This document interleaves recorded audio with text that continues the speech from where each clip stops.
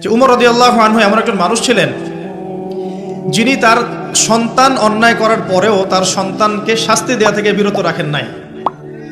তার সন্তান মদ পান করেছিল অথবা জেনা করেছে, দুটোর একটা।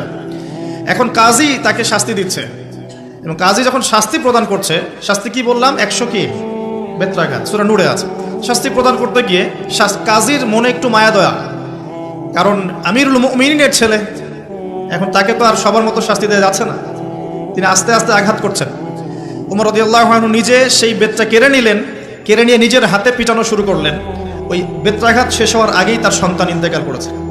ইন্না লিল্লাহি ওয়া ইন্না ইলাইহি রাজিউন। শাসন, আল্লাহ পাক শাসন ক্ষমতা দিলে এটাতে অকল্যাণের কিছু নাই, যদি আপনি এটাকে বা আমি এটাকে ইনসাফের সাথে, ন্যায়ের সাথে প্রতিষ্ঠা করতে পারি, কোনো সমস্যা নেই। বরং আল্লাহ পাক পৃথিবীতে মুসলিম এবং মানুষদেরকে পাঠিয়েছেন আল্লাহর খলিফা করে। কি করে?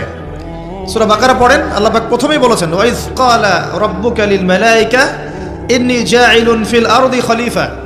হে নবী, স্মরণ করুন সেই সময়ের কথা যখন আল্লাহ পাক ফেরেশতাদেরকে বললেন যে আমি পৃথিবীতে আমার খলিফা পাঠাতে চাই। কি পাঠাবেন? খলিফা। খলিফা কাকে বলে?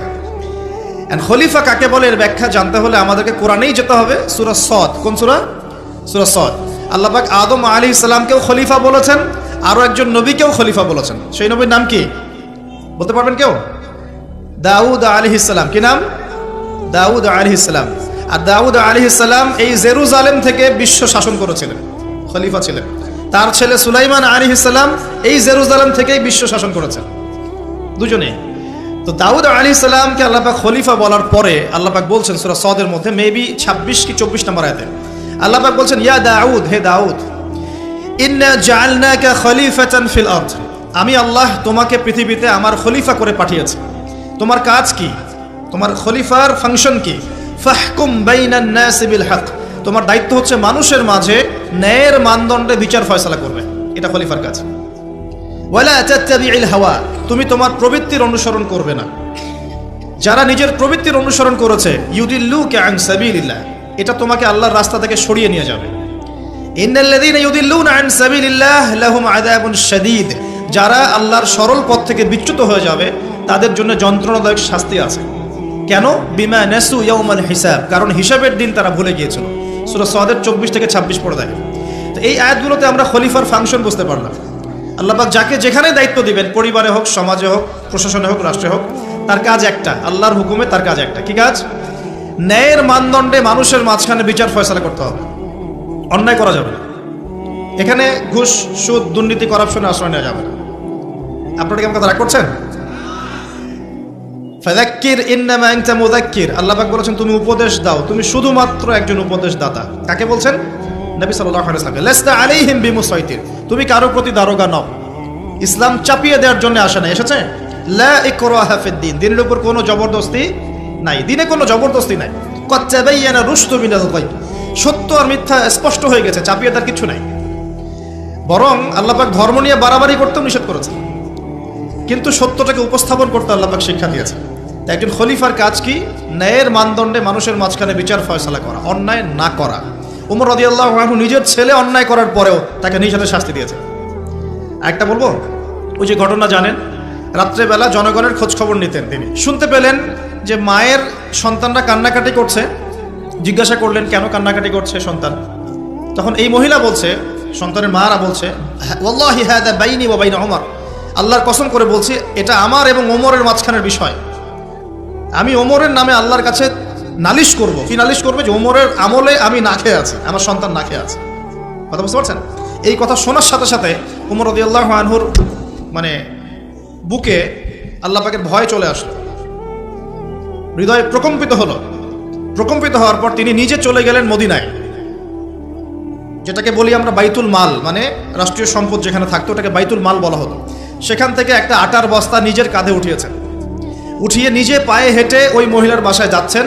তার পাশে থাকা একজন সাহাবী, তিনি বলছেন, তার নাম আসলাম রাদিয়াল্লাহু আনহু, তিনি বলছেন যে ইয়া আমিরুল মুমিনিন, হে আমিরুল মুমিনিন, আমাকে দিন, আনা আহমিলুক, আমি এটাকে বহন করে নিয়ে যাই। আপনি চলেন সাথে, সমস্যা নেই, আমি বহন করে নিয়ে যাই অ্যাটলিস্ট। তখন উমর রাদিয়াল্লাহু আনহু বলছেন, দিলের কান দিয়ে শোনেন কথাগুলো, উমর রাদিয়াল্লাহু আনহু বলছেন, হাল আনতা তাহমিলু উযরি ইয়াউমাল কিয়ামা, তুমি কি কিয়ামতের মাঠে আমার পাপের বোঝা বহন করবে? সুবহানাল্লাহ, চিন্তা করে দেখেন। নিজের হাতে গেলেন, রান্না করে খাওয়ালেন, তারপরে বললেন আগামীকাল তুমি আমিরুল মুমিনিনের দরবারে এসো, সেখানে আমাকে পাবে। এই হলো উমর রাদিয়াল্লাহু আনহুর খেলাফত। একদিন তিনি তার যে উট এটাকে পরিষ্কার করছেন, আলী রাদিয়াল্লাহু আনহু দেখে বলছেন, আমিরুল মুমিনিন, আপনি পরবর্তী জেনারেশনের জন্য অনেক কঠিন আদর্শ রেখে যাচ্ছেন, আপনি এত কাজ করছেন তারপরে নিজের কাজও নিজে করছেন। তখন উমর রাদিয়াল্লাহু আনহু বলছেন, ওয়ালা তালুমুনি ইয়া আবুল হাসান, হে আবুল হাসান, আমাকে এভাবে বিব্রত করো না, কারণ আমি ভয় করি যে আমি যে অর্ধবিশ্ব শাসন করছি, তারপরে আমি ভয় করি যে আমার এই শাসনের আন্ডারে যদি একটা রাখালও না খেয়ে মারা যায়, আমি ভয় করি আল্লাহ এর জন্য আমাকে জবাবদিহি করাবে। আরেকটা বলে শেষ করে দিই, আমর ইবনে আস রাদিয়াল্লাহু আনহু, তিনি একজন গভর্নর, কোথাকার? মিশরের। কার আমলে আছেন? ওমর রাদিয়াল্লাহু আনহুর সময়। তো তার ছেলের নাম হচ্ছে মুহাম্মদ। তো সেই মুহাম্মদ আমর ইবনে আসের ছেলে রাদিয়াল্লাহু আনহু, বাবার পলিটিক্যাল পাওয়ারে মিশরের মানুষের উপরে কিছুটা জুলুম করা শুরু করেছে। এটা হয় না এমন মাঝে মাঝে? এমন হয় না? হতে পারে। তো এখন ওই মিশরের কিপ্তি এক লোক যার উপর জুলুম করেছে, এই ভদ্রলোক এসে উমর রাদিয়াল্লাহু আনহুকে নালিশ করছে যে আপনার নিযুক্ত এই গভর্নরের ছেলে আমাকে জুলুম করেছে। এবার উমর রাদিয়াল্লাহু আনহু চিঠি লিখে পাঠালেন যে বাবা এবং ছেলে দুজনকে মদিনায় নিয়ে আসো। দুজনকে মদিনায় নিয়ে আসা হলো। আনার পরে ওই কিপ্তিকে ডাকা হচ্ছে, আইনাল কিপ্তি, কিপ্তি কোথায়? কিপ্তি আসলো, এসে বলছে, এই যে আমি আমিরুল মুমিনিন। নিজের হাতের লাঠিটা এই কিপ্তির হাতে দিয়ে আমিরুল মুমিনিন বলছেন, ইদরিব ইবনুল আকরামিন, এখন সবার সামনে তুমি এই সম্মানিত ছেলেকে পিটাও। চিন্তা করে দেখেন, মসজিদ নববীর মধ্যে অনেক সাহাবী আছেন, তাদের সামনে আমর ইবনে আস রাদিয়াল্লাহু আনহু আছেন, তার ছেলেকে তার সামনে পিটাতে বলা হচ্ছে। কে বলছেন? উমর রাদিয়াল্লাহু আনহু। সেই কিপ্তি বিব্রত, যাই হোক পিটালেন। অনেকক্ষণ মারার পরে যখন সে থামলো, তখন উমর রাদিয়াল্লাহু আনহু বলছেন, হ্যাল শাফাইত, তুমি কি সন্তুষ্ট হয়েছ? বলছে, শাফাইতু ওয়াশতাফাইত, আমি সন্তুষ্ট হয়েছি এবং তৃপ্তি হয়েছে, আমি ন্যায় বিচার পেয়েছি। আচ্ছা এবার কি? আলান, এখন ইদরিব আলান আদ-দারবু আলা রাসি আমর, এখন আমর ইবনে আসের মাথার উপরে এই লাঠি দিয়ে মারো। ওয়াল্লাহি মা দারাবাকা ইল্লা বিফদলি সুলতানিহি, আল্লাহর কসম করে বলছি, আমর ইবনে আসের ছেলে তার বাবার পলিটিক্যাল পাওয়ারেই তোমার গায়ে হাত তুলেছে। আমি কি শাসন বোঝাতে পারছি? এরকম শাসকতা আল্লাহ পাক নিষেধ করেন নাই, বরং এই শ্রেণীর শাসক হতে পারলে আরশের ছায়া আল্লাহ পাক ছায়া দিবেন ইনশাআল্লাহ। আল্লাহ পাক বলেছেন তার হাবিবের মাধ্যমে 7 শ্রেণীর মানুষকে আল্লাহ রাব্বুল আলামিন কিয়ামতের মাঠে আরশে আজিমের ছায়া ছায়া দিবে। কয় শ্রেণী? তার মধ্যে প্রথম হচ্ছে ইমামুন আদিল, ন্যায়পরায়ণ শাসক। এই জন্য আমি খুব দোয়া করি মন থেকে, আল্লাহ পাক আমাদের যাকে যেখানে দায়িত্ব দিয়েছেন সবাইকে তার জায়গায় ন্যায়পরায়ণ হওয়ার তৌফিক দান করুন। আমরা সবাই দোয়া করব। সমালোচনা করা সহজ, একটা মানুষ যখন কাজ করবে, কাজের সময় ভুল ত্রুটি ধরা সহজ, কিন্তু সেই কাজ নিজে করা এত সহজ নয়। আমরা যারা দিনের পথেও চলি, দেখবেন সমালোচকের অভাব আছে? অভাব নাই, কিন্তু নিজে একটা বই লিখুক, নিজে একটা লেকচার দেখ, 10 জন মানুষের সামনে দাঁড়িয়ে কথা বলুক, দিনের কিছু ভালো কথা উপস্থাপন করুক, দেখবেন নাই, পারবে না। কিন্তু সমালোচনা করা সহজ, ফেসবুকে বসে বসে 2-4 লেখা সহজ, ফেসবুকে বসে শুয়ে শুয়ে 2-4 লাইন লেখা সহজ, কনস্ট্রাকটিভ কাজ করা এত সহজ নয়। আর সবচেয়ে কঠিন কথা হচ্ছে আমাদের সবাইকে আল্লাহর কাছে ফিরে যেতে হবে এবং যার যার দায়িত্ব বুঝিয়ে দিতে হবে। আল্লাহ পাক আমাদের সবাইকে দাউদ আলাইহিস সালামের মতো, সুলাইমান আলাইহিস সালামের মতো, আদম আলাইহিস সালামের মতো আল্লাহর খলিফা হওয়ার তৌফিক দান করুন। সামনে যাই, যে কথা থেকে এখানে আসছি ভাই, কোরআনের সূরাগুলো আপনাকে কি দিবে? আলো দিবে। তো নূর, সূরা নূরের প্রথমেই আল্লাহ পাক আলোর কথা আলোচনা করছেন। কোন টপিক দিয়ে? জেনা দিয়ে, ব্যভিচার দিয়ে। যে ব্যভিচার যদি কেউ করে, জেনা যদি কেউ করে, তাকে তোমরা 100টা বেত্রাঘাত করো। এটা ইসলামিক লস। এখন সারা বিশ্বের খুব কম জায়গায় এটার ইমপ্লিমেন্টেশন আছে, তবে ইনশাআল্লাহ তাআলা যখন ইমামুল মাহদি আসবেন, ঈসা ইবনে মারিয়াম আসবেন, তখন আবারও এটা বাস্তবায়িত হবে ইনশাআল্লাহ। এটা আগে ছিল, এখন নাই সব জায়গায়। যাই হোক, আসমানে আছে, পৃথিবীতে যদি নাও হয়, আসমানে শাস্তি হবে ইনশাআল্লাহ। এখন আলোর সন্ধান দেওয়ার জন্য আল্লাহ পাক সবার আগে জেনার কথা কেন বললেন? বিকজ বেপরদামি, বেহায়াপনা, জেনা ব্যভিচারের মধ্য দিয়ে মানুষের অন্তরের নূরটা কি হয়? নষ্ট হয়ে যায়। কি নষ্ট হয়ে যায়? অন্তরের নূর নষ্ট হয়ে যায়। আমার সাথে একটু কথা বলবেন। আপনি যদি সারাদিন ভালো কাজ করেন, কিন্তু রাতের বেলা যদি আপনি গোপনে পাপ করেন, পর্নোগ্রাফি দেখেন বা জেনা করেন, মাদকদ্রব্য সেবন করেন, সারাদিন আপনি যে ভালো কাজগুলো করেছেন, এই নূরটা কিন্তু নষ্ট হয়ে যাবে, হবে না? আল্লাহর নূর যদি কলবের মধ্যে না আসে, আপনি আলোর সন্ধান পাবেন না। জাহেলিয়াতের মধ্যে এই যে আলোর দিশা খুঁজে পাবেন না। আমরা বলি না জাহিলিয়াতের অন্ধকার, তো জাহিলিয়াতের অন্ধকারে আলোর দিশা খুঁজে পেতে হলে আলো লাগবে না? এই আলো আপনাকে দিবে কোরআন, স্পেশালি সূরা নূর। সূরা নূরে আল্লাহ পাক আরো বলছেন চক্ষু নিচু করার কথা। আমরা নামাজ পড়ছি যারা, মসজিদে যাওয়া আসার সময় যদি আপনার চোখে বেপর্দা কোনো মেয়ে চোখে পড়ে, আপনার চোখের মনের মধ্যে একটা খারাপ ফিলিংস আসে না? নূর নষ্ট হয় না? নূর নষ্ট হয়, আপনি বুঝতে পারেন। আল্লাহ পাক এই সূরায় বলছেন পর্দার কথা। যখন আপনি বেপর্দায় চলবেন, আপনার কলবের নূর নষ্ট হয়ে যাবে এবং আপনার দ্বারা আরো হাজারো মানুষের অন্তরের নূরটা নষ্ট হয়ে যাবে। নবী সাল্লাল্লাহু আলাইহি ওয়াসাল্লাম মেরাজের রাতে যখন গিয়েছেন আল্লাহ পাকের সাথে সাক্ষাতে, তখন জাহান্নামে তিনি দেখেছেন বেশিরভাগ অধিবাসী নারী জাতি। কোন জাতি? নারী জাতি। প্রশ্ন এটা কেন? উত্তর কিছু বের হয়েছে। এক, তারা কুফরি করে। কিরকম কুফরি করে? স্বামী যদি সারা জীবন তাদের পিছনে ভালো খরচ করে, ভরণ পোষণ দেয়, ভালোবাসে, যদি কোনো একদিন যদি ঝগড়া হয়ে যায় বা মত পার্থক্য হয়, সেদিন বলে বসবে সারা জীবন তোমার কাছে কিছুই পেলাম না। এটা একটা কারণ। একটা কারণ বলা হয়েছে তারা মাতম করে। মাতম, কেউ মারা গেলে মাতম করে, বুক পিঠ চাপড়ায় এবং অন্যদেরকে খুব লানত অভিশাপ করে। আরেকটা কারণ যেটা আমি কোরআন সুন্নাহ থেকে ফাইন্ড আউট করে মত দিচ্ছি, সেটা হলো তাদের বেপরদামির কারণে সমাজের নূর বা আলো নষ্ট হয়ে যায়। বেপর্দায় চলার কারণে অন্য মানুষের কলবের নূরগুলো নষ্ট হয়ে যায়। আর যখন আপনার দ্বারা অন্যের ক্ষতি হবে, আপনি যখন সমাজের নূর নষ্ট করবেন, সমাজের আলো নষ্ট করে দিবেন, তখন নিঃসন্দেহে আপনাকে অন্ধকার জাহান্নামে থাকতে হবে। এখানে বোঝার ব্যাপার আছে। তো প্রিয় ভাইয়েরা, কোরআনের কথা বলতে গিয়ে এখানে এসেছি যে আপনারা কোরআন অবশ্যই তেলাওয়াত করবেন, অর্থ বোঝার চেষ্টা করবেন এবং প্রত্যেকটা সূরা আপনাকে এক একটা ডাইরেকশন দিবে। আপনি আলোর সন্ধান পেতে চাইলে সূরা নূর তেলাওয়াত করতে হবে। আমার আজকে আলোচনার টপিক কিন্তু সূরা নূর নয়, অন্য একদিন কথা বলবো ইনশাআল্লাহ। আমার আজকে আলোচনার টপিক অন্য একটা কিছু, সেটা হলো সূরা কাহফ। কোন সূরা? সূরা কাহফ। আসুন, এই একটা সূরা সম্পর্কে নবী সাল্লাল্লাহু আলাইহি ওয়াসাল্লাম বলেছেন যে এই সূরাটা যে ব্যক্তি পাঠ করবে প্রত্যেক জুমার দিনে, এক জুমা থেকে আরেক জুমা পর্যন্ত তার জীবনটা নূর দ্বারা ভরে যাবে। এই যে সূরা কাহফ আপনাকে আলো দিচ্ছে। কি দিচ্ছে?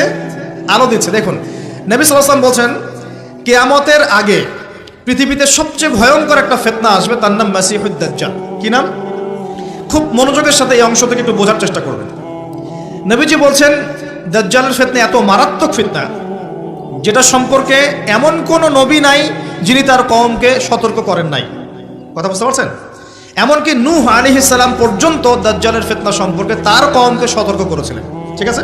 নূহ আলাইহিস সালামের যুগটা ছিল এখন থেকে প্রায় 5000 বছর আগে বা 10,000 বছর আগে। এত বছর আগের একজন নবীও তার কওমকে দাজ্জালের ফিতনা সম্পর্কে সতর্ক করেছেন।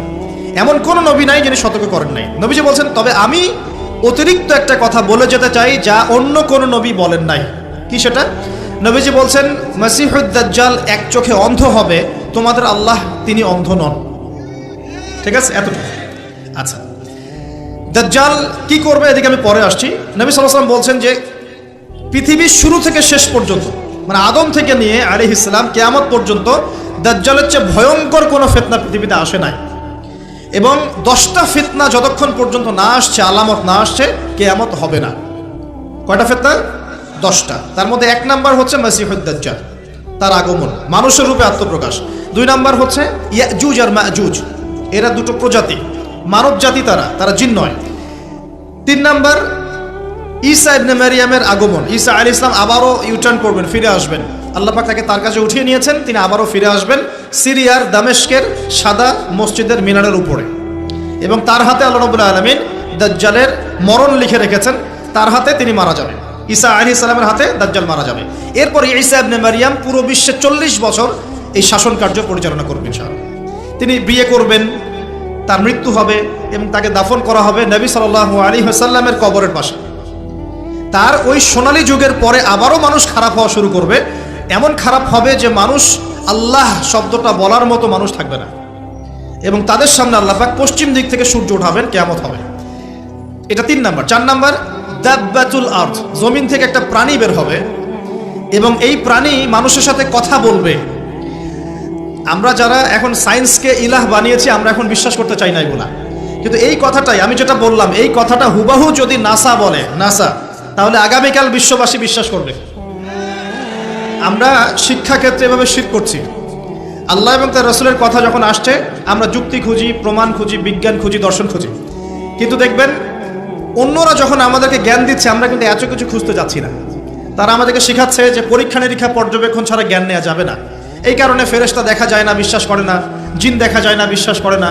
রুহ বাত্তাও দেখা যায় না, বিশ্বাস করছে না। আল্লাহ দেখা যায় না, বিশ্বাস করে না। তো আনসিন ওয়ার্ল্ডকে তারা বিশ্বাস করতে চায় না। কিন্তু আপনার রিলিজিয়ন ইসলামের বেইজ হচ্ছে গায়েব, অদৃশ্য। দলিল দিচ্ছি আমি, আল্লাহ পাক বলছেন আলিফ লাম মিম যালিকাল কিতাব লা রাইবা ফি, এটা এমন একটা কিতাব যে কিতাবে কোনো সন্দেহ নাই। ঠিক আছে? হুদাল লিল মুত্তাকিন, এই কিতাবটা হচ্ছে মুত্তাকিদের জন্য হেদায়েত। কাদের জন্য? মুত্তাকি। মুত্তাকি কারা? আল্লাযীনা ইউমিনুনা বিল গায়বি, যারা গায়েবে বিশ্বাস করে, অদৃশ্যে বিশ্বাস করে, আনসিন ওয়ার্ল্ডে বিশ্বাস করে, তারা মুত্তাকি। এখনকার ফিলোসফি বলছে যে আনসিন ওয়ার্ল্ডে বিশ্বাস করা যাবে না, পরীক্ষা নিরীক্ষা পর্যবেক্ষণ ছাড়া জ্ঞান নেওয়া যাবে না। তাহলে ইমানের 6 পিলার, আল্লাহ, 2 নম্বর ফেরেশতাগণ, আসমানি কিতাব সমূহ, নবী রাসূলগণ, পরকাল, পরকাল মানে কবরের আযাব, জান্নাত জাহান্নাম, মিজান পুলসিরাত, তাকদীর, ভাগ্যের ভালো মন্দ, এগুলোকে কি আপনি ল্যাবে প্রমাণ করতে পারবেন? তাহলে কি বিশ্বাস করবেন না? তাহলে যে জ্ঞানতাত্ত্বিক দর্শনে আমরা একটা শিরিক করছি না? শিরিক করছি। কিন্তু তো যেটা বলছিলাম প্রিয় ভাইয়েরা, যে দেখুন, যদি নাসা বলে দাব্বাতুল আরদ বের হবে, মানুষ কিন্তু বিশ্বাস করবে। এখন আমরা বলছি মানুষ বিশ্বাস করছে না, শুধু বেরই হবে না, সে মানুষের সাথে কথাবার্তা বলবে। সুবহানাল্লাহ। তারপরে বলছেন 4টা বলেছি, 5, 6, 7 হচ্ছে 3টা বড় বড় ভূমিকম্প। 3টা বড় বড় ভূমিকম্প না, শুধু ভূমি ধস, মানে ভূমিটা নিচে ধসে যাবে। একটা পৃথিবীর পূর্ব দিকে, দ্বিতীয়টা পৃথিবীর পশ্চিম দিকে, আর তৃতীয়টা হচ্ছে পৃথিবীর মাঝখানে। পূর্ব দিক মানে কিন্তু আমাদের এই কন্টিনেন্ট পুরোটাই, ইন্দোনেশিয়া, মালয়েশিয়া থেকে শুরু করে পুরো শ্রীলঙ্কা, ভারত, পাকিস্তান, এভরিথিং পূর্ব দিক, পশ্চিমা সভ্যতা। মাঝখান মানে এই জাজিরাতুল আরব, এখানেও ভূমিকম্প হচ্ছে। আর আল্লাহ পাকের গজব যখন আসে তখন কিন্তু ভালো মন্দ সবার উপরে আসবে। একটা দলিল দিয়ে দেই, জাইনাব বিনতে জাহাশ রাদিয়াল্লাহু আনহা, নবী সাল্লাল্লাহু আলাইহি ওয়াসাল্লামের স্ত্রী, তিনি আছেন, নবী সাল্লাল্লাহু আলাইহি ওয়াসাল্লাম ঘুমাচ্ছেন। হঠাৎ তিনি ঘুম থেকে উঠলেন এবং খুব আতঙ্কিত একটা অবস্থায় উঠে বলছেন, লা ইলাহা ইল্লাল্লাহ, লা ইলাহা ইল্লাল্লাহ, ওয়াইলুল লিল আরব, আরবদের জন্য ধ্বংস, আরবদের জন্য ধ্বংস, মিন শাররি ক্বাদ ইকতারাব, কি ভয়াবহ ফিতনা ধেয়ে আসছে ওদের দিকে।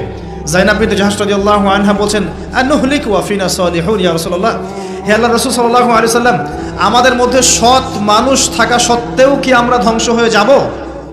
চমৎকার প্রশ্ন না? আমাদের মধ্যে সৎ ব্যক্তি থাকা সত্ত্বেও কি আমরা ধ্বংস হব? নবীজি বলছেন, নাআম, অবশ্যই ধ্বংস হবে। ইযা কাসুরাতিল খাবাস, যখন সমাজের মধ্যে অশ্লীলতা, বেহায়াপনা ছড়িয়ে পড়বে, তখন সবাই ধ্বংস হয়ে যাবে। আল্লাহ পাকের গজব আসলে ভালো মন্দ সবার উপরই আসবে, জালেমদের উপর খাস করে আসবে না। আচ্ছা, ভূমিকম্পের পর কি? ইয়েমেন থেকে আগুন বের হবে।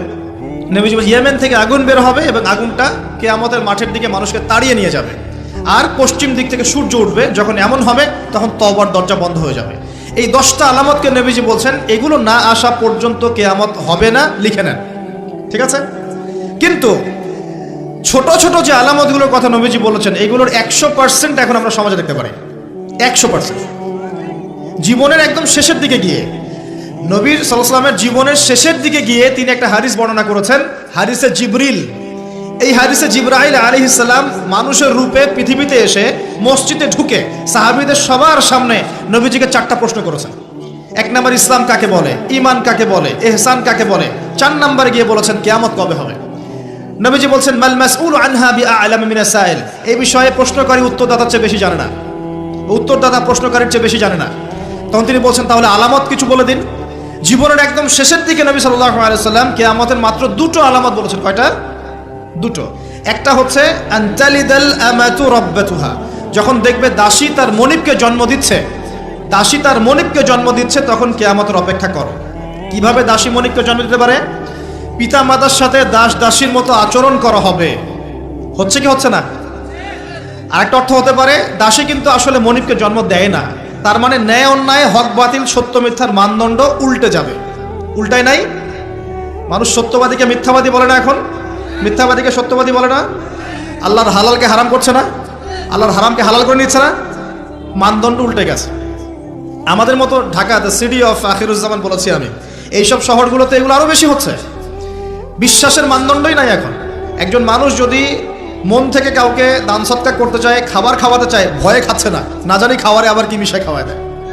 বিশ্বাস নাই, আমানতদারিতা নাই, দুর্নীতি, জেনা, ব্যভিচার, পরকিয়া, ব্লু ফিল্মস, পর্নোগ্রাফি, সুদ, এগুলোতে ছেয়ে যায় নাই শহরটা। এটা কি বোঝেন না? এটা কি দেখার জন্য পিএইচডি ডিগ্রি দরকার আছে? ঘরে ঘরে ফ্ল্যাটে ফ্ল্যাটে জেনা হচ্ছে, ফ্ল্যাটে ফ্ল্যাটে জেনা, শালিদুল্লাহ ভাই জেনা, দেবর ভাবি জেনা, ঘরে ঘরে পরকিয়া, স্বামীকে নিয়ে স্ত্রী সন্তুষ্ট না, স্ত্রীকে নিয়ে স্বামী সন্তুষ্ট না, বিয়ে করবে না, পরকিয়া করবে। বিয়ে করলে তো আবার সমস্যা, মানুষ বলবে যে আপনার চরিত্র খারাপ। পরকিয়া করলে সমস্যা নেই, ধরা খাওয়ার চান্স কম। রাত্রেবেলা সেক্স করতেছে, মদ খাচ্ছে, ক্যাসিনোতে রাত কাটাচ্ছে, সকালবেলা অফিসে। বস্তুবাদিতা, এই যে আপনি দাঁড়ান, এই যে ফ্লাইওভারের উপরে গিয়ে দাঁড়াবেন, দেখবেন মানুষ ছুটছে আর ছুটছে কিসের পিছনে? দুনিয়া। কেমন? সাগরের মধ্যে আঙ্গুল ডুবালে যতটুকু পানি থাকে হাতে, দুনিয়া। পুরো সাগরটাই আখিরাত। কে বুঝাবে শহরের মানুষকে? শহরে ব্যাঙের ছাতার মতো এডুকেশনাল ইনস্টিটিউশন গড়ে উঠেছে, ওঠে নাই? শিক্ষা প্রতিষ্ঠান। কয়টা প্রতিষ্ঠান আপনাকে জ্ঞান শেখাচ্ছে, পরকালীন জ্ঞান? খেয়াল করে দেখবেন। Mills and industries and factories গড়ে উঠছে, আলহামদুলিল্লাহ গড়ে উঠুক, কিন্তু খেয়াল করে দেখবেন সেখানে হারাম রিজিকের একটা ব্যাপক সয়লাভ হচ্ছে না? প্রতারণা দিয়ে, দুর্নীতি দিয়ে, সুদ দিয়ে, ঘুষ দিয়ে, জেনা দিয়ে, ব্যভিচার দিয়ে শহরটা ছেয়ে যাচ্ছে নাকি? ছেয়ে গেছে অনেক আগে, আপনি বুঝতে পারছেন না। জেনা তো একটা ট্রেন্ড। এই যে আমাদের কিশোর কিশোরী যারা আছে, এরা ফ্রি মিক্সিংটাকে হারামও মনে করে না। প্রেমিক প্রেমিকা প্রেম করা, জেনা করা, এটাকে হারামও মনে করে না। তারা মনে করে এটা অ্যাফেয়ার করা যায়। এই যুগটার কথাই নবীজি বলছেন সাল্লাল্লাহু আলাইহি ওয়াসাল্লাম। তিনি বলছেন একটা সময় আমার উম্মতের একটা অংশ, সবাই নয়, একটা অংশ মাদক দ্রব্যকে হালাল মনে করবে এবং মাদককে অন্য নাম দিয়ে খাবে। মাদক দ্রব্য নিয়ন্ত্রণ অধিদপ্তর হিমশিম খেয়ে যাচ্ছে মাদক দ্রব্য এই যে বিস্তারটাকে রোধ করতে। কত টাকা পয়সা প্রজেক্ট দেওয়া হচ্ছে দেখবেন, কিন্তু মাদক বাড়ছে। কে খাচ্ছে? মুসলিমরা খাচ্ছে, মুসলিম যুবক খাচ্ছে। আর একটু ধনির দুলাল হতে কোনো কথাই নাই, বিভিন্ন জায়গায় মাদক দ্রব্যের আড্ডাখানায় বসে রাত কাটাচ্ছে না? আপনাদের এখানে স্পা সেন্টারগুলো যেগুলো আছে, এগুলোর মধ্যেও দেখবেন জেনা হচ্ছে, জেনা হয়। এগুলো রিপোর্ট দেখবেন, পেপার পত্রিকা পড়েন। 92% ইয়াং, এখন ইউথ জেনারেশন, এরা পর্নোগ্রাফি দেখে এবং জেনার সাথে সম্পৃক্ততা প্রদর্শন করছে। ছোট ছোট বাচ্চা কাচ্চায় ক্লাস 8, 9, 10 পার হয় নাই, দেখবেন ওই সেক্সুয়াল সম্পর্ক করা শেষ অলরেডি। আপনি মনে করছেন যে আপনার ছেলেটা ছোট, মেয়েটা ছোট, অলরেডি 4-5 ঘাটের পানি খেয়ে চলে আসছে। অবস্থা ভালো না, কিন্তু অবস্থাটা কিন্তু ভালো না, নৈতিকতার অবক্ষয় হয়েছে কিন্তু। আর আমরা দেখেও না দেখার ভান করছি, শুনেও না শোনার ভান করছি। ছোট ছেলে, ছোট মেয়ে, কি হবে? তো এগুলো যখন ছড়িয়ে যাবে, নবীজি বলছেন ইদা কাসরাতুল খাবাস, যখন এরকম অশ্লীলতা ছড়িয়ে পড়বে, তখন ওই ভালো মন্দ, আলেম জালেম সবাইকে আল্লাহ পাক ধ্বংস করে দেবে। আল্লাহ পাক হেফাজত করে নেবে। তবে হ্যাঁ, এই সময়ের মধ্যেও যদি আপনি ইমানটাকে শক্ত করে ধরে রাখতে পারেন, ইনশাআল্লাহ তাআলা 50 জন শহীদ সাহাবীর নেকি পাবেন ইনশাআল্লাহ। এটাও হাদিস এসেছে যে এরকম অবস্থায় যদি ইমানকে ধরে রাখতে পারে কেউ, নবীর সুন্নাহ মতো চলতে পারে, 50 জন সাহাবীর নেকি আপনি পাবেন ইনশাআল্লাহ তাআলা। একটা বলেছেন দাসীর মনিবকে জন্ম দিবে, মানে ন্যায় অন্যায়ের মানদণ্ড উল্টে গেছে এখন। 2 নাম্বারটা খেয়াল করেন এই হাদিসে, 2 নাম্বারটা হচ্ছে খুবই ইম্পর্টেন্ট এটা, এবং এটা চাক্ষুষ দেখা যায়। ওয়ান তারাল হুফাতাল উরাতাল আলাতা রিয়াশা ইয়াতাতাওয়ালুনা ফিল বুনয়ান, নবীজি বলছেন সাল্লাল্লাহু আলাইহি ওয়াসাল্লাম, যখন তুমি দেখবে সমাজের খালি পায়ের স্যান্ডেল কেনার টাকা নাই, খালি গায়ের কাপড় কেনার টাকা নাই, রিয়াশাই মানে মেষপালক, রাখাল শ্রেণীর মানুষ, এই শ্রেণীর মানুষ যখন ইয়াতাতাওয়ালুনা ফিল বুনয়ান, উঁচু উঁচু কনস্ট্রাকটিভ বিল্ডিং নির্মাণের প্রতিযোগিতা করবে, ফান্তাজিরিস সাআ, কিয়ামতের অপেক্ষা করতে থাকে। এই হাদিসটা বুঝতে আমার অনেক সময় লেগেছে। এখানে নবী সাল্লাল্লাহু আলাইহি ওয়াসাল্লাম কিন্তু সামর্থ্যবানদের কথা বলছেন না, যাদের বিল্ডিং করার সামর্থ্য আছে তাদের কথা বলছেন না, কিন্তু নবীজি বলছেন যাদের কোনো টাকা পয়সাই নাই, কাপড়ও নাই গায়ে, স্যান্ডেল নাই পায়ে, এই শ্রেণীর মানুষ উঁচু উঁচু বিল্ডিং নির্মাণের প্রতিযোগিতা করবে। এটা কিয়ামতের বিগেস্ট আলামতগুলোর মধ্যে একটা। এখন আপনি একটু ওয়ার্ল্ডের দিকে তাকিয়ে দেখেন, আজকে থেকে 200 বছর আগে যাদের কোনো টাকা পয়সা ছিল না, এরা দেখেন বড় বড় বিল্ডিং নির্মাণ করছে মধ্যপ্রাচ্যে। দেখেন ওই তেল আসার আগ পর্যন্ত আমাদের অটোম্যান খেলাফত চলে গেছে কত সালে? প্রথম বিশ্বযুদ্ধের সময়, 1914 থেকে 1924 এর মধ্যে। এই সময় অটোম্যান এম্পায়ার কলাপস করেছে। অটোম্যানদের সময় কিন্তু এসব তেলের খনিগুলো বের হয় না, হয়েছিল? হয় নাই। যখনই বের হয়েছে তারপর দেখবেন যারা মরুভূমির মানুষ ছিল এরা উঁচু উঁচু বিল্ডিং নির্মাণ করেছে, মেষপালক।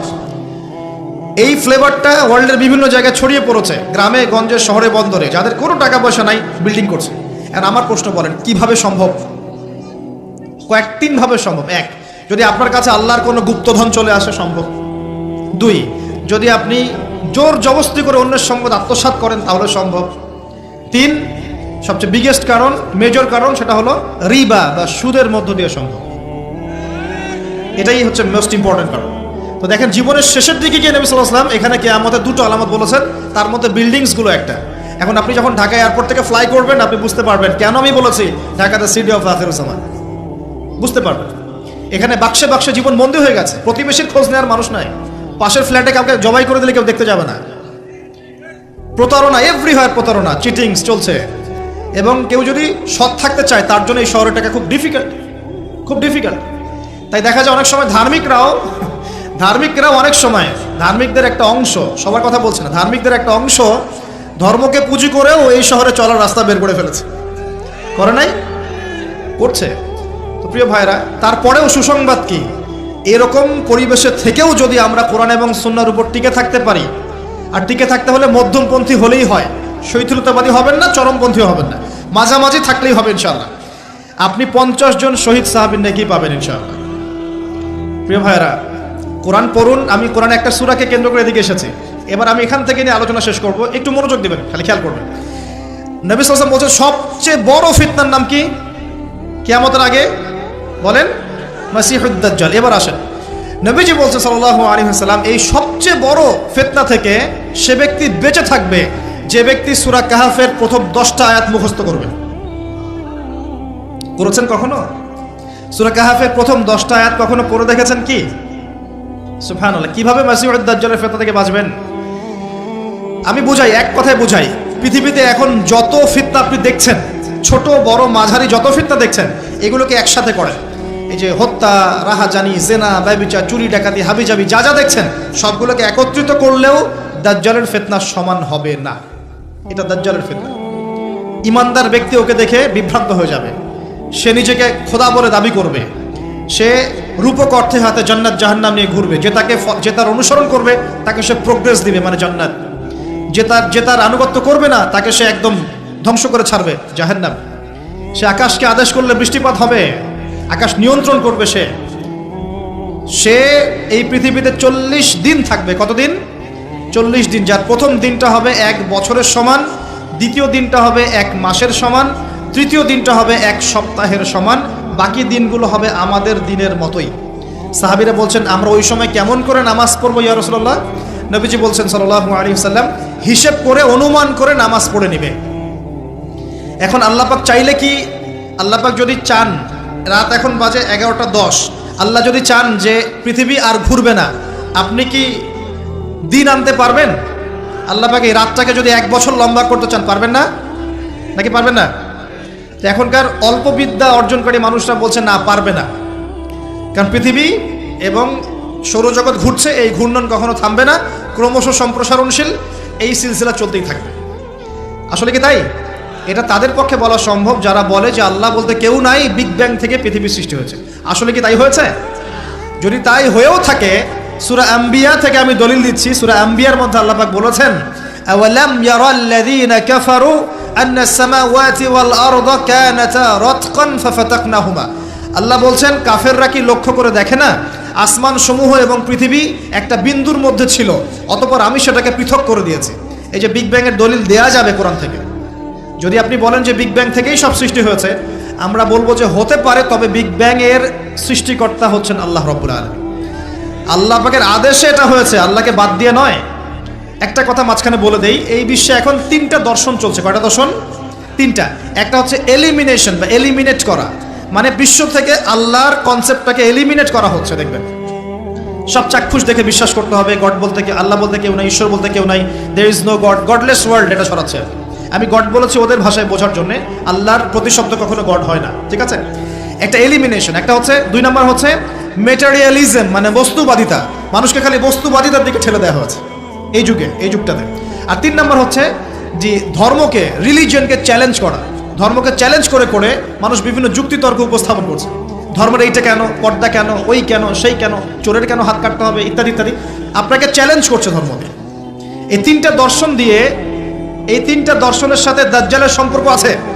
এই 3টা দর্শনের মধ্য দিয়ে পুরো বিশ্ববাসীকে, ধার্মিকদেরকে আল্লাহর কনসেপ্ট থেকে সরিয়ে নিয়ে অন্য কারো কনসেপ্টের দিকে নিবদ্ধিত করা হচ্ছে, এবং সেটা হচ্ছে মাসিহুদ দাজ্জাল।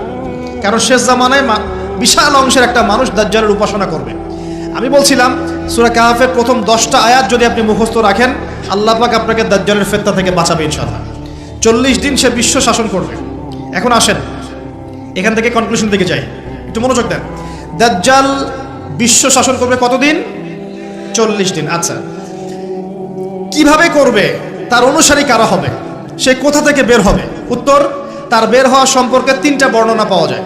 এক, সে ইস্পাহান থেকে বের হবে। ইস্পাহান হচ্ছে ইরাকের একটা জায়গা, ইরানের একটা জায়গা। কোন জায়গা? ইরানের একটা জায়গা, এবং সেখানে ইস্পাহান নামে একটা জায়গা আছে। এমন হতেই পারে যে ইরান এই জায়গাটুকু অচিরেই বা ভবিষ্যতে ইসরায়েলের অন্তর্ভুক্ত হয়ে যেতেও পারে। কেন? 1974 সালে আরব ইসরায়েল যুদ্ধের সময় কি সিরিয়ার ওই যে আপনার গোলান মালভূমি, মিশরের সিনাই উপত্যকা, এগুলো কি ইসরায়েলের অন্তর্ভুক্ত ছিল? পড়াশোনা করেছেন কিছু? এগুলো ইসরায়েলের অন্তর্ভুক্ত ছিল না, এগুলো মিশরের এবং সিরিয়ার ছিল। মাত্র 6 দিনে সে এই আরবদেরকে পরাজিত করে ওই জায়গাগুলো দখল করে ফেলেছে। মাত্র 6 দিনে। কত দিনে? মাত্র 6 দিনও টিকতে পারে না এই মুসলিমরা তার সামনে। 6 দিনের মধ্যেই মিশরের এটা দখল, ওইটা দখল। ঠিক আছে? তো দেখুন 6 দিনে এটা করতে পেরেছে 1974 সালেই, আর এখন তো 2022 চলছে। তো ইস্পাহানের ওই জায়গা যে ওর অন্তর্ভুক্ত হয়ে যাবে না, কে গ্যারান্টি দেবে? হতেও পারে। আর আপনারা ইরান ইসরায়েলের সম্পর্ক দাকুরাল দেখেন না? দাকুরাল সম্পর্ক কে জানে? আচ্ছা, আরেকটা বর্ণনা এসেছে সে বের হবে খোরাসান থেকে। খোরাসান মূলত এই জায়গাটুকুর মধ্যেই পড়ে যায়। আরেকটা হাদিসের মধ্যে আছে শাম এবং ইরাক এবং শাম মানে যে প্যালেস্টাইন, লেবানন, জর্ডান, এই পুরো জায়গাটার নাম শাম। এই অংশটুকুর মধ্য থেকে, এর মাঝখানে একটা রাস্তা থেকে দাজ্জাল মানুষের রূপে আত্মপ্রকাশ করবে। দাজ্জাল এখন কোথায় আছে? উত্তর, সে পৃথিবীতেই আছে। কোথায় আছে? পৃথিবীতেই। কোথায় আল্লাহ পাক রেখেছেন আমরা জানি না, কিন্তু সে যে পৃথিবীতেই আছে তার প্রমাণ তামিম দারির একটা হাদিস। তামিম দারি রাদিয়াল্লাহু আনহু একটা দ্বীপের মধ্যে দাজ্জালকে বন্দী অবস্থায় দেখেছেন। দেখে নবীর কাছে এসে বলেছেন যে আমি এটা দেখেছি। নবী সাল্লাল্লাহু আলাইহি ওয়াসাল্লাম বলেছেন, আমি তোমাদেরকে যে দাজ্জাল সম্পর্কে সতর্ক করেছিলাম এটাই সেটা। সে বের হবে অচিরেই। এবং সেদিন সে বলেছিল যে এই বাইসানের খেজুর বাগানে খেজুর থাকবে না, এখন সেখানে খেজুর নাই। সে বলেছিল তাবারিয়া হ্রদে যখন পানি থাকবে না তখন আমি বের হব, এখন তাবারিয়া হ্রদে পানি নাই, সময় ক্লোজ। তো দেখুন সে পৃথিবীতে আসবে, 40 দিন শাসন করবে। এই 3টা জায়গার কথা এসেছে, এই 3টা জায়গার মধ্য থেকে সে বের হবে। কিভাবে হবে আল্লাহ ভালো জানেন। এবং সেটা হবে মানুষের রূপে। কার রূপে? মানুষের রূপে। সে কি হবে? সে একজন ইহুদি যুবক হবে। কি হবে? সে কোনো খ্রিস্টান হবে না, বুদ্ধিস্ট হবে না, মুসলিম হবে না, সে অন্য কোনো রিলিজন ফলো করবে না। সে একজন ইহুদি যুবক হবে যার চুলগুলো হবে কার্লি, মানে কোকড়ানো। কি হবে চুলগুলো? কোকড়ানো। তার ফিজিক্যাল স্ট্রাকচার খুব শক্ত হবে, মানে স্ট্রংলি বিল্ড, খুব শক্তিশালী। এখন নবীজি বলছেন সে কাদেরকে নিয়ে বিশ্ব শাসন করবে? উত্তর, সে জিউসদেরকে নিয়ে বিশ্ব শাসন করবে। কাদেরকে নিয়ে? জিউস কারা? জিউস মানে শুধু ইহুদিরা নয়, এটা একটা ভুল ধারণা। ইহুদিদের মধ্যে এমন অনেক অর্থোডক্স ইহুদি আছে যারা প্যালেস্টাইনিদের অধিকারের পক্ষে কথা বলে, এমনও কিছু ইহুদি আছে। তাই সব ইহুদিকে আপনি খারাপ বলতে পারবেন না, কথা বুঝতে পারছেন? কিন্তু তাদের মধ্যে একটা দল আছে যাদেরকে আমরা বলি জায়োনিস্ট। তারা পশ্চিমাদের সাথে অ্যালায়েন্স করে সারা বিশ্বটাকে শাসন করছে আর কি। এই জায়োনিস্টরাই ইনশাআল্লাহ তাআলা, এটা আমার কনসেপ্ট, আমার গবেষণা, এরাই মসিহুদ দাজ্জালকে ফলো করবে ইনশাআল্লাহ তাআলা, এবং তাদেরকে নিয়ে সে পুরো ওয়ার্ল্ডটাকে শাসন করবে। আর আপনি কনক্লুশন পেলেন কি? দাজ্জালের চেয়ে বড় কোনো ফিতনা নাই। সে মানুষের রূপে এখনো বের হয় নাই, কিন্তু পৃথিবীতে আছে, বের হবে। কোন কোন জায়গা থেকে তাও বলে দিলাম। পৃথিবীতে এসে সে কি করবে? এই ম্যাসাকার করবে, এবং সে তার অনুসারীদেরকে জান্নাত দিবে, যারা ফলো করবে না ওদেরকে ধ্বংস করে ফেলবে। এবং সে কাদেরকে নিয়ে শাসন করবে এটাও আপনাকে দেখিয়ে দিলাম। এখন আসেন সে যাদেরকে নিয়ে ওয়ার্ল্ডটাকে শাসন করবে তাদের দিকে একটু তাকিয়ে দেখি। আজকে থেকে 100 বছর আগে এই জায়োনিস্ট বা জায়োনিজমের সাথে যারা জড়িত, ইহুদিদের কি কোনো থাকার জায়গা ছিল? তারা কি প্যালেস্টাইনে ছিল? তাদের কি পরনে পোশাক ছিল? তারা কি সেখান থেকে প্যালেস্টাইনিদেরকে বহিষ্কার করতে পেরেছিল? 100 বছর না, আমি আপনাকে 2000 বছরের কথা বলছি। কত বছর? 2000 বছর পর্যন্ত তারা সেখানে প্রবেশ করতে পারে নাই। আর রাসূল সাল্লাল্লাহু আলাইহি ওয়াসাল্লামের জামানা, তারপর আবু বকর সিদ্দিক, তারপর ওমর, তারপর উসমান, তারপর আলী রাদিয়াল্লাহু আনহুম, তারপর উমাইয়াদের প্রায় 90 বছর, আব্বাসীয়দের 500 বছর, ফাতেমিদের খেলাফত, কর্ডোভার ইসলামী খেলাফত, মামলুকদের শাসন, সালাউদ্দিন আইয়ুবী রাহিমাহুল্লাহর সময়, এই মোগলদের সময়, ওসমানীয়দের সময়, কোনো সময় তারা প্যালেস্টাইনে ঢুকতে পারে নাই। 1914-এ যখন ফার্স্ট ওয়ার্ল্ড ওয়ার হয়েছে, তারপর ব্রিটেন সেখান থেকে চলে গিয়ে ওদেরকে জায়গা করে দিয়েছে। ওইখান থেকে 100 বছর হয়ে গেল তারা সেখানে আরবদের নাকের ডগায় বসে পুরো আরবদেরকে না, পুরো বিশ্বকে শাসন করছেন। দাজ্জালকে আপনি দেখেননি, তার অনুসারীদেরকে আপনি দেখেন, তাদের অবস্থা এখন কি? যাদের থাকার জায়গা ছিল না, খাবার ছিল না, পানি ছিল না, কোনো সার্বভৌমত্ব ছিল না, কোনো রাষ্ট্র ছিল না, তারা এখন পুরো বিশ্বের শক্তিশালী। শুধু তাই নয়, যারা মিলিটারি অ্যাফেয়ার্স সম্পর্কে জানেন, যারা পলিটিক্স করেন, যারা আপনার অর্থনীতি বোঝেন, তারা আমার কথা বুঝবেন, অন্যরা হয়তো বুঝবে না। তারা সেখান থেকে সারা ওয়ার্ল্ডের ব্যাংকিং সিস্টেমগুলো নিয়ন্ত্রণ করে ফেলেছে। আপনি ওদের বাইরে যেতেই পারবেন না, এবং তারা ওদের ব্যাংকিং সিস্টেম দিয়ে সারা ওয়ার্ল্ডকে সুদখোর বানিয়েছে। সুদ ছাড়া কোনো লোন তারা দিবে না। একটা IMF এর লোনের জন্য কত চড়াই উতরাই পার করতে হয় আপনি জানেন না। ইকোনমিক্স পড়েন তাহলে বুঝবেন। এমনি এমনি দিবে না, আর সুদ ছাড়া তো দিবেই না। আর সুদটা আমাদের শোধ করতে হবে না, শোধ করতে হবে। তো এদের সিস্টেমটাই সুদভিত্তিক ইকোনমিক সিস্টেম। ফাইন্যান্সে যান, ফাইন্যান্স, পুরো ওয়ার্ল্ডের যে ফাইন্যান্সগুলো আছে এগুলো ওদের হাতে। মিডিয়াতে যান, সারা ওয়ার্ল্ডের বড় বড় মিডিয়াগুলো ওদের হাতে। আপনি পলিটিক্যাল দর্শনগুলোতে যান, পুরো ওয়ার্ল্ডে যে পলিটিক্যাল সিস্টেমগুলো চলছে এগুলো লঞ্চ ওরাই করেছে। খেলাফা নাই, ওই যে খলিফা খিলাফা এটা বাদ, এখন ওদের দর্শনগুলো চলছে। তারপরে কি, অস্ত্র শস্ত্রের দিকে যান, অস্ত্র শস্ত্র, সারা বিশ্বে যত মারণাস্ত্র, নিউক্লিয়ার ওয়েপেন্স এবং থার্মো নিউক্লিয়ার ওয়েপেন্স, সব কিছু এখন ওদের কাছে। কয়টা মুসলিম কান্ট্রির কাছে নিউক্লিয়ার ওয়েপেন্স আছে বলেন? কয়টা মুসলিম কান্ট্রির কাছে আকাশ প্রতিরক্ষা ব্যবস্থা আছে, মিসাইলস আছে? উত্তর কোরিয়ার কাছে থাকলেও দেখা যায় যে তুরস্কের কাছে নাই। দেখবেন যে কি বলবো, চায়না, রাশিয়া ওদের কাছে থাকলেও আমাদের আরব কান্ট্রির কাছে নাই। তো দেখেন, ওয়ার্ল্ডকে এই জায়গা থেকে বোঝেন, বিশৃঙ্খলা করে না। দাজ্জালকে যদি বিশ্ব শাসন করতে হয়, আপনাকে যদি বিশ্ব শাসন করতে হয়, আমাকে যদি বিশ্ব শাসন করতে হয়, তাহলে আমাকে বিশ্বের মিডিয়া, প্রযুক্তি, ফাইন্যান্স, ইকোনমিক্স, পলিটিক্স নিয়ন্ত্রণ করতে হবে কি হবে না? সহজ কথা বলেন, হবে কি হবে না? হবে না? আপনার যদি ইকোনমিক কোনো পাওয়ার না থাকে, ডমিনেন্স না থাকে, আপনি কি সারা ওয়ার্ল্ডের ইকোনমি নিয়ন্ত্রণ করতে পারবেন? শ্রীলঙ্কা কি পারবে সারা বিশ্বের ইকোনমি নিয়ন্ত্রণ করতে? পারবে? বাট USA পারে, কারণ ডলার। কারণ কি? ডলার। বুঝতে পারছেন কথা? এই যে মালদ্বীপ কি পারবে সারা ওয়ার্ল্ডের মিডিয়া নিয়ন্ত্রণ করতে? পারবে? পারবে না। বাট ইসরায়েল পারবে, বাট বিকজ ওর কাছে গুগল, অ্যাপেল সব ওদের। তার মানে এক কথায়, ওয়ার্ল্ডকে রুল করতে হলে আপনার ওয়ার্ল্ডের বড় বড় জিনিসগুলোকে নিয়ন্ত্রণ করতে হবে না? দাজ্জাল না আসলেও তার অনুসারীরা এগুলো অলরেডি নিয়ন্ত্রণ করে ফেলেছে। আমি কি এখন আপনাদেরকে বোঝাতে পারছি যে নূর বা আলো কি জিনিস? নূর অর্জন করলে আপনি এমন কিছু দেখবেন, এমন কিছু বুঝবেন যেটা সবাই বুঝবে না। কিন্তু একজন সাহাবীর নাম বলি, আনাস বিন নাজার। কি নাম? আনাস বিন নাজার রাদিয়াল্লাহু আনহু। তিনি উহুদের যুদ্ধের মাঠে কি করছেন আমি আপনাকে একটু দেখাই। একটা গুজব ছড়িয়ে পড়েছে যে মুশরিকরা মুহাম্মদ সাল্লাল্লাহু আলাইহি ওয়াসাল্লামকে নাকি হত্যা করেছে। নাউজুবিল্লাহ। কারণ উহুদের যুদ্ধে আমাদের নবীর এখানে আঘাত লেগেছে, এই যে ভ্রুর এই নিচে কড়া ঢুকে গেছিল, একটু পায়ের মধ্যে আঘাত পেয়েছিলেন, তারপর দাঁত মোবারক শহীদ হয়ে গিয়েছিল। আব্দুল্লাহ বিন কামিয়া নামে এক লানাহুল্লাহ, এক মুশরিক নবীজিকে আঘাত করেছিলেন। ঠিক আছে? তো একটা গুজব ছড়িয়ে পড়েছিল যে মুশরিকরা মুহাম্মদ সাল্লাল্লাহু আলাইহি ওয়াসাল্লামকে হত্যা করেছে। নাউজুবিল্লাহ। তখন অনেক সাহাবী অস্ত্র ফেলে দিয়ে বসে যান, যে নবী নাই আমরা আর যুদ্ধ করে কি করব? কথা বুঝতে পারছেন? তারা হাতে হাত রেখে বসে আছে। এখন এই আনাস বিন নাদর রাদিয়াল্লাহু আনহু তিনি বলছেন, কি হয়েছে তোমাদের, সমস্যা কি? তখন সাহাবীরা বলছেন, মুহাম্মদ সাল্লাল্লাহু আলাইহি ওয়াসাল্লাম তো শহীদ হয়েছেন, ইন্তেকাল করেছেন, আমরা যুদ্ধ করে কি করব? তখন আনাস বিন নাদর রাদিয়াল্লাহু আনহু বলছেন যে মুহাম্মদ সাল্লাল্লাহু আলাইহি ওয়াসাল্লাম যদি নিহত হয়ে থাকেন, তাহলে আমরা আর বেঁচে থেকে কি করব? চলো আমরা যুদ্ধ করে শহীদ হয়ে যাই, আমরা আর এখানে বেঁচে থেকে কি করব? তখন তিনি ছুটছেন ঘোড়া নিয়ে। আর সাদ বিন মুয়াজ নামে একজন সাহাবী। কোন সাহাবী? সাদ বিন মুয়াজ। এই সাহাবী বলছেন যে তুমি কোথায় ছুটছো? তখন আনাস বিন নাদর রাদিয়াল্লাহু আনহু বলছেন, আল্লাহর কসম করে বলছি, আমি উহুদ পাহাড়ের পিছন থেকে জান্নাতের ঘ্রাণ পাচ্ছি। কে বলছে এই কথা? আনাস বিন নাদর রাদিয়াল্লাহু আনহু। তিনি ছুটে গেলেন, গিয়ে বীর বিক্রমে যুদ্ধ করলেন। পরে তিনি যখন শহীদ হয়েছেন, তার লাশটাকে চেনাই যাচ্ছে না। তার লাশের মধ্যে 80টার বেশি তরোয়ারের আঘাত ছিল। কতটা? পরে হাতের নখ, তার বোন যুদ্ধ শেষে হাতের নখ দেখে তাকে শনাক্ত করেছেন, ইনি আনাস বিন নাদর রাদিয়াল্লাহু আনহু। তো যে সাহাবী জান্নাতের ঘ্রাণ পেলেন না? পেয়েছেন? সবাই সবকিছু দেখবে না, সবাই সবকিছু শুনবে না। আল্লাহ পাক যাদেরকে নূর দিবেন আল্লাহর পক্ষ থেকে, তারা অনেক কিছুই দেখবে যেটা অন্যরা বুঝতে পারবে না। এখন আমি দেখালাম সে সশরীরে এখনো বের হয় নাই, তাতে কি হয়েছে, তার অনুসারীরা কিন্তু সারা ওয়ার্ল্ডে এখন শক্তিশালী হয়ে গেছে, এবং এটা বিশ্বে প্রথমবারই হয়েছে, এর আগে কখনো হয়নি এমনটা।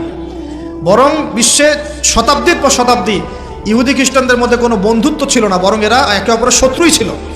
1800 শতাব্দীতে এসে 1897-এর দিকে এসে এরা এই মুভমেন্ট ফর্ম করে বিশ্বে এগিয়ে গেছে। তো ওরা যখন এত শক্তিশালী হয়েছে, আমরা এই সময় কি করছিলাম ভাই? আমরা ওই সময় আমাদের অটোম্যান খেলাফত হারিয়ে ফেলেছিলাম, প্রত্যেকটা মুসলিম কান্ট্রির মধ্যে ফাসাদ লাগিয়ে দেওয়া হয়েছিল, আমাদের আধ্যাত্মিকত্ব কমে গেছে, নামাজ ছেড়ে দিয়েছে অনেকেই, কোরআন থেকে দূরে সরে আসছি, সুন্নাহ থেকে দূরে সরে আসছি। হ্যাঁ, ইখতিলাফি মাসআলাগুলো কিনা আমরা আপোষের তর্কে লিপ্ত আছি, পলিটিক্যালি এবং ধর্মতাত্ত্বিকভাবে আমরা একে অপরের সাথে লড়াই করছি। আমরা আমাদের অরিজিনাল এনিমিদেরকে ফাইন্ড আউট করতে এখনো পারি নাই। আমরা আমাদের জীবনের লক্ষ্যটাই অনেকে বুঝতে পারি না, কী কারণে আমরা পৃথিবীতে এসেছি। তো শুধু হালুয়া রুটি আর সেমাই খেলে কি হবে? ওয়ার্ল্ড অ্যাফেয়ার্সটা বুঝতে হবে, কোরআন সুন্নাহ দিয়ে আমাকে ডিল করতে হবে। এখন প্রশ্ন হচ্ছে, এই বিষয়টা কি চিরস্থায়ী হবে? উত্তর না। মুসলিমদের উপরে যে ডমিনেন্স এবং আমাদের ব্যাকফুট চলে আসা, এটা কিন্তু চিরস্থায়ী হবে না ইনশাআল্লাহ তাআলা। ইনশাআল্লাহ তাআলা অচিরে আল্লাহ রাব্বুল আলামিন মুসলিমদের এই দুরবস্থাগুলো কাটিয়ে ফেলবেন ইনশাআল্লাহ। মুসলিমদেরকে আল্লাহ পাক ইমামুল মাহদির নেতৃত্ব দিবেন, ঈসা ইবনে মারইয়ামকে আল্লাহ পাক আবার পাঠাবেন, এবং তাদের হাতে আবারও ইনশাআল্লাহ তাআলা এই প্যালেস্টাইন মুক্ত হবে ইনশাআল্লাহ। শুধু তাই নয়, সেখান থেকে নবী ঈসা ইবনে মারইয়াম সারা বিশ্বে ইসলাম প্রতিষ্ঠা করবেন ইনশাআল্লাহ। যারা তাকে মেনে নিবে তারাও সম্মানিত হবে, যারা ইসলামকে মেনে নিবে সম্মানিত হবে, কোরআনকে মেনে নিবে সম্মানিত হবে, সুন্নাহকে মানবে সম্মানিত হবে ইনশাআল্লাহ। যারা মেনে নিবে আল্লাহ পাক তাদেরকে সম্মানিত করবেন ইনশাআল্লাহ, আর যারা মানবে না আল্লাহ পাক তাদেরকে সরিয়ে দিবেন। আল্লাহর আযাব গজব আসলে কেউ পার পাবে না ইনশাআল্লাহ। এরপর কি? এরপর মানুষ আবারও খারাপ হওয়া শুরু করবে, এবং সেই খারাপ মানুষদের সামনেই কিয়ামত হয়ে যাবে। প্রিয় ভাইয়েরা, কোরআন এবং হাদিস পড়ুন এবং বুঝুন। আমাদের করণীয় কতটুকু? আমাদের করণীয় ফিক্স করে নেন। আমাদের করণীয় 1 নাম্বার জ্ঞান অর্জন করা। জ্ঞান নাই, কিছুই করতে পারবো না। আর শুধু একমুখী শিক্ষা যথেষ্ট নয়, আমাদেরকে জেনারেল শিক্ষা অর্জন করতে হবে, ইসলামিক শিক্ষা অর্জন করতে হবে। দুটাকে কম্বিনেশন করে ওয়ার্ল্ডকে ডিল করতে হবে। 2 নাম্বার আমল করতে হবে। শুধু জ্ঞান যথেষ্ট নয়, আমলের প্রয়োজন আছে, জানা অনুযায়ী আমলের প্রয়োজন আছে। 3 নাম্বার রিজিকগুলো হালাল করতে হবে, হারাম রিজিকে যাওয়া যাবে না। 4 পারিবারিক আদর্শগুলো সুন্দর করতে হবে। পারিবারিক আদর্শগুলো ঠিক করেন, ইনশাআল্লাহ ইসলাম সমাজে প্রতিষ্ঠা হবে। 5 নাম্বার আমর বিল মারুফ নাহি আনিল মুনকারের কাজ করতে হবে। সৎ কাজের আদেশ করতে হবে, অসৎ কাজে নিষেধ করতে হবে। আমরা সদুপদেশ দিবে, সৎ কাজে আদেশ করবে, অসৎ কাজে নিষেধ করবে, কোরআন সুন্নাহ দিয়ে সত্যটা উপস্থাপন করবে। যার ইচ্ছা হবে মানবে, যার ইচ্ছা হবে মানবে না, দ্যাটস অল। আর প্রয়োজন হচ্ছে আমাদের যে প্রতিভা আল্লাহ পাক দিয়েছেন, জান মাল সময় শ্রম কথা কলম অ্যাসোসিয়েশন যেটাই হোক, যতটুকু প্রতিভা আল্লাহ পাক দিয়েছেন এটা দিয়ে ইসলামকে এগিয়ে নেওয়ার চেষ্টা করতে হবে। আপনি লিখতে পারেন লিখেন, বলতে পারেন বলেন, আপনি অ্যাসোসিয়েশন ভালো বোঝেন, একটা ফাউন্ডেশন করেন, সমাজ কল্যাণমূলক কাজ করেন, এতিমদের জন্য কিছু করেন, বিধবাদের জন্য কিছু করেন, একটা মসজিদ মাদ্রাসা করেন, একটা ভালো স্কুল কলেজ করেন, এমন কিছু করেন যেটা নিয়ে আপনি ইসলামের কল্যাণে আল্লাহর কাছে আপনার দলিল পেশ করতে পারেন যে আমি দুনিয়াতে থেকে আল্লাহ তোমার দিনের জন্য এতটুকু করে আসতে পেরেছি। ইনশাআল্লাহ সবার ক্ষুদ্র ক্ষুদ্র প্রচেষ্টা একসাথে হলে ইসলাম বিজয়ী হবে ইনশাআল্লাহ। আপোষের বিভক্তিগুলো কমিয়ে ফেলেন, আপোষের বিভক্তিতে যায় না, ছোট ছোট বিষয়গুলোতে সময় নষ্ট করেন না। যখন সারা ওয়ার্ল্ডে মুসলিমরা মার খাচ্ছে, ইয়েমেনের বাচ্চাদের রক্ত ঝরছে, এই যে রোহিঙ্গাদের কি অবস্থা দেখেন, উইঘুরদের কি অবস্থা দেখেন, সিরিয়ার অবস্থা দেখেন, ইরাকের অবস্থা দেখেন, আর আমরা এগুলো নিয়েই পড়ে আছি। সুবহানাল্লাহ সুবহানাল্লাহ। আর যখন আমরা প্রশস্ত দৃষ্টির কথা বলছি, কিছু মানুষ এই ফ্লোটাকে থামিয়ে দেওয়ার জন্যে আমাদের পিছনে এই খারেজি, এই সন্ত্রাসী, এই হাবিজাবি টাইটেল দিচ্ছে। সুবহানাল্লাহ। একটা বিষয় খেয়াল রাখবেন, সবাই কিন্তু সরাসরি ইসলামের শত্রুতা করে না। বহু মানুষ আছে দিনের লেবাসেও ইসলামের শত্রুতা করছে। দিনের ভিতরে অনেক গাদ্দার আছে, অনেক মির্জাফর আছে, রাষ্ট্রের ভিতরে অনেক গাদ্দার মির্জাফর আছে, যারা চায় যে টেকনিক্যালি হোক আমরা যেন বিপদে পড়ি। ভিতরের শত্রুকে চিনতে শিখুন, কারণ এগুলো হচ্ছে সবচেয়ে ডেঞ্জারাস। বাইরের শত্রু থেকে তো আমরা চিনি, জিউসরা, আমাদের পশ্চিমা সভ্যতা, এইটা ওইটা আমরা তো চিনি যে স্পষ্ট ওরা মুসলিমদের উন্নতি চায় না, কল্যাণ চায় না। ভিতরের শত্রু থেকে চিনবেন কিভাবে? ভিতরে ঢুকে এক শ্রেণী মানুষ বলছে নবী মুহাম্মদ সাল্লাল্লাহু আলাইহি ওয়াসাল্লাম শেষ নবী নন, আরও নবী আসতে পারে, নাউজুবিল্লাহ। ভিতরে ঢুকে এক শ্রেণীর লোক বলছে কোরআন মানবেন, হাদিস মানার কোনো দরকার নাই। ভিতরে ঢুকে এক শ্রেণীর লোক বলছে যে লা ইলাহা ইল্লাল্লাহ কালিমা পড়লেই হবে, আমল করার কোনো দরকার নাই। এক শ্রেণী বলছে তাকদীর বলতে কিচ্ছু নাই। আরেক শ্রেণী বলছে মানুষের কর্মের কোনো স্বাধীনতা নাই। আরেক শ্রেণী বলছে কবিরা গুনাহ করলেই তাকে হত্যা করা যাবে। কবিরা গুনাহ করলে কোনো মানুষকে হত্যা করা যাবে যাবে না, এটা খারেজি আকীদা। তো এই মুরজিয়া, খারেজিয়া, শৈথুল্যবাদী, উগ্রপন্থা, আবার অতিযুক্তিবাদী বিভিন্ন আদর্শ ছড়িয়ে দেওয়া হয়েছে। ইসাই মুসলিম চলছে সমাজের মধ্যে, অনেক কিছু চলছে। ভিতরের শত্রুকে চিন্তা করেন। আবার কিছু আছে, যদি ভুল করে আপনি বলে ফেলছেন মিডল ইস্ট এবং ইসরায়েলের আতাত নিয়ে কথা বলে ফেলছেন, পেট্রো ডলার মনিটরি সিস্টেম নিয়ে কথা বলে ফেলছেন, হ্যাঁ, আপনি স্পষ্ট যে অন্যায়গুলো হচ্ছে সেগুলোর বিরুদ্ধে আপনি গঠনমূলক সমালোচনা করছেন, তখন আপনাকে বলে দেবে যে খারেজি হয়ে গেছে। বাস একটা ঘোমটা মাথায় দিয়েই বাস খারেজি। অন্যায়ের প্রতিবাদ করলেই বলবে উগ্র হয়ে, সন্ত্রাসী হয়ে। আসলে পলিটিক্যাল সমালোচনা করলেই কি মানুষ খারেজি হয়ে যায়? খারেজি কারা? যারা কবিরা গুনাহগার মানুষকে হত্যাযোগ্য মনে করে। প্রিয় ভাইয়েরা, উগ্রপন্থায় যাবেন না। উগ্রদের আদর্শ এটাই, শৈথিলতাবাদী হবেন না, কিন্তু মধ্যমপন্থী থাকেন। সৎ কাজের আদেশ করেন, অসৎ কাজে নিষেধ করেন, নিজে আমল করেন, জ্ঞান অর্জন করেন, পারিবারিক আদর্শ সুন্দর করেন, আমর বিল মারুফ নাহি আনিল মুনকারের কাজ করেন, হালাল খান, এবং দিনকে এগিয়ে নেওয়ার জন্য আপনার যতটুকু সামর্থ্য আছে এই সামর্থ্য দিয়ে আপনি চেষ্টা করতে থাকেন। বাকি আল্লাহর কাছে দোয়া করেন, আল্লাহ তুমি আমাদেরকে শক্তিশালী করো, আমাদের পরের প্রজন্মকে এনে দাও, আমাদের ঊর্ধ্বতন কর্তৃপক্ষ যারা আছে তাদেরকে হেদায়েত করো, আল্লাহ ইসলামকে তুমি এগিয়ে নিয়ে যাও। করা যাবে না? আল্লাহ পাক চাইলে ইনশাআল্লাহ তাআলা, আমরা না পারি আমাদের পরবর্তী জেনারেশনকে দিয়ে আল্লাহ পাক ইসলাম প্রতিষ্ঠা করাবেন ইনশাআল্লাহ। এর জন্য আপোষের মধ্যে বিভেদে যাওয়ার দরকার নাই, উগ্রতায় যাবেন না, কোনো রকম সন্ত্রাসী কার্যকলাপে জড়াবেন না। ইসলামের যে ইবাদত সেই ইবাদতে থাকবেন, ইবাদতকে সন্ত্রাসে রূপান্তরিত করবেন না। আল্লাহ পাক আপনাকে বোঝার তৌফিক দান করুন।